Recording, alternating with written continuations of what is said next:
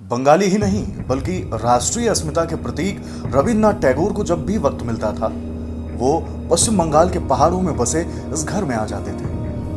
कालिम्पोंग में गौरी हाउस नाम से मशहूर यह घर गुरुदेव से जुड़ी सैकड़ों यादें संजोए हुए है, लेकिन आज यह घर खंडहर बन चुका है। इस घर से जुड़ी एक कड़वी याद भी है।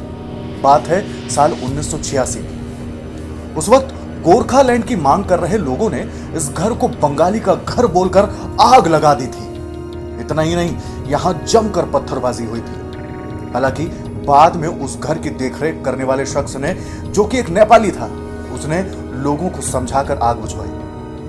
हालांकि दूसरी ओर पूर्व विधायक और इस ऐतिहासिक इमारत की मरम्मत को लेकर कई बार सरकार से गुहार लगा चुके हरका बहादुर क्षेत्री कहते हैं साल 1986 में सुभाष घिसिंग की अगुवाई वाले गोरखा नेशनल लिबरेशन फ्रंट ने अलग गोरखालैंड की मांग को लेकर एक बड़ा आंदोलन किया था। उस आंदोलन के दौरान सरकारी ऑफिसों में काफी तोड़फोड़ और आगजनी की गई थी। इस घर में उस वक्त कोऑपरेटिव ट्रेनिंग सेंटर था, इसलिए इसे सरकारी समझकर लोगों ने आगजनी की। हालांकि वहां के केयर टेकर ने जब आंदोलनकारियों को बताया कि एक प्राइवेट प्रॉपर्टी है, तो वो लोग वहां से चले गए। क्षेत्रीय बंगाली का घर होने की वजह से इसे आग लगाने और तोड़फोड़ के दावे को नकारते हुए तर्क देते हैं कि अगर ऐसा होता तो वे लोग सारे बंगालियों के घर को आग लगा देते हैं। कविगुरु रविन्द्रनाथ ठाकुर वहाँ आए थे जी। और उस घर में रहे थे और वहीं से वो उनकी जन्मदिन वाली कविता भी ऑल इंडिया रेडियो कार्टून से प्रसारित हुआ था। जी। तो उसकी हालत तो बहुत खराब है उस घर की। जी। तो बीच में मैंने एक बार जब मैं विधायक था जी।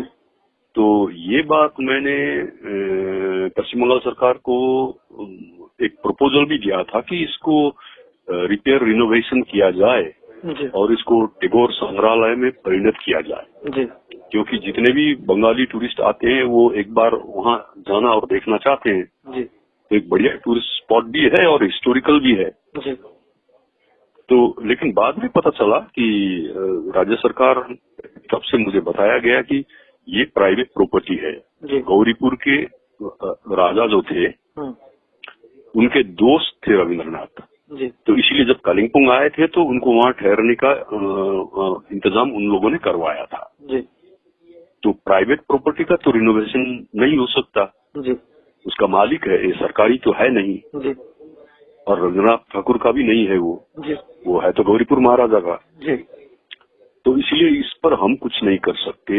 ये बात मुझे विधानसभा में बताया गया।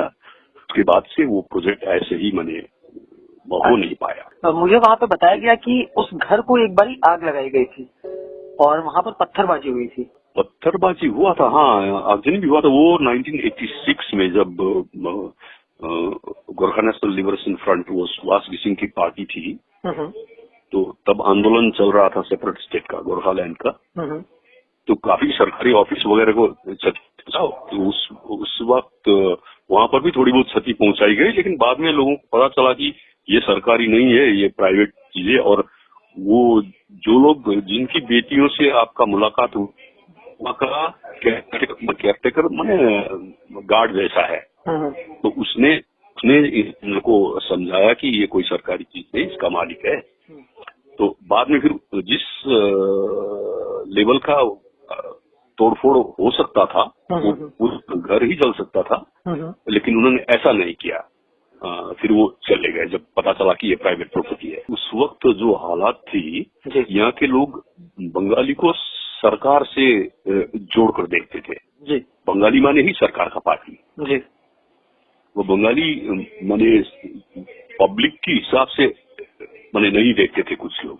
जी। तो वो कुछ हुआ होगा, लेकिन अगर बंगाली के घर के ही हिसाब से वहाँ पर आक्रमण हुआ होता तो काफी और भी बंगाली है। जी। कहीं पर किसी के घर में पब्लिक प्राइवेट प्रॉपर्टी में कुछ नहीं हुआ। जी। सिर्फ यहाँ ही हुआ, इसीलिए भी कि तब वहाँ पर कोऑपरेटिव ट्रेनिंग सेंटर भी था वहाँ। जी। तो कोऑपरेटिव ट्रेनिंग सेंटर में वहाँ क्लास वगैरह भी चलता था। बंगाली टीचर लोग आते थे और ट्रेनिंग, शॉर्ट टर्म ट्रेनिंग, 6 महीने का ट्रेनिंग चलता था कोऑपरेटिव के लिए। तो देखने में ऐसा लगता था जैसे ये सरकारी ऑफिस ही है। लोगों को तो ऐसा ही लगा होगा कि जब सरकारी एक डिपार्टमेंट विभाग चल रहा है, कोऑपरेटिव चल रहा है, तो हो न हो ये माने सरकारी ऑफिस ही हो। जी जी जी। ये एक मिसकॉन्सेप्शन था लोगों के मन में, लेकिन इससे ज्यादा कुछ नहीं। अगर माने वो उसको तोड़ना ही होता, जैसे काफी सरकारी ऑफिस को माने डैमेज किया गया, ऐसा ही होता तो वो तो ऐसे सुनसान जगह पर है जी। और वो उसको तो वो लोग पूरा माने रात में ही जला दे सकते थे, लेकिन ऐसा नहीं हुआ।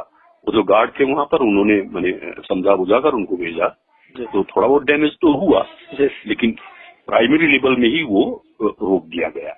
आपको बता दें कि गौरीपुर हाउस में रहते हुए कवि गुरु रविंद्रनाथ टैगोर ने अपनी प्रसिद्ध रचना जन्मदिन लिखी थी। इसी घर से उन्होंने आकाशवाणी करसियों के लिए यह कविता भी पढ़ी थी। आज इस घर की हालत इतनी खराब है कि बारिश में यहाँ की छत से पानी टपकता है। इस इमारत को लेकर सूबे की मुख्यमंत्री ममता बनर्जी ने वादा किया था कि वो इसे एक म्यूजियम की शक्ल देंगे। हालांकि वक्त के साथ ये वादा भी कागजों में दब कर रह गया। इस घर की देखरेख करने वाली संजीता 3 पीढ़ियों से इस घर की देखभाल कर रही हैं, लेकिन उन्हें आज तक सरकार की ओर से कोई मदद नहीं मिली। संजीता की बेटी क्लाउडीना बताती हैं कि कई बार लोग आए और कहा कि इस घर को खूबसूरती दें, लेकिन फिर वो वापस लौटकर नहीं आए।